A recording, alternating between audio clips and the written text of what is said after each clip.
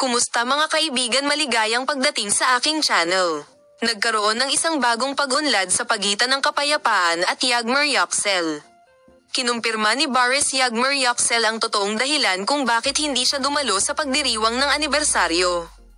Ang kwentong ito ay napag-usapan sa social media at narito kami upang mag-alok sa iyo ng lahat ng mga detalye. Kung nagtataka ka kung ano ang nangyayari, panatilihin ang panonood.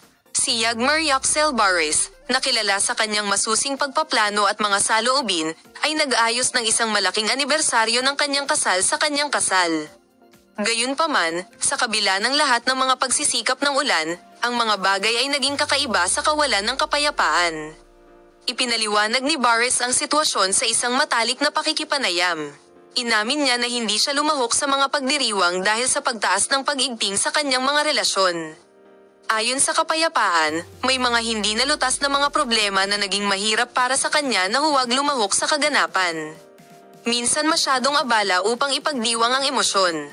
Sinabi niya na kailangan ko ng puwang upang alisan ang laman ng aking ulo.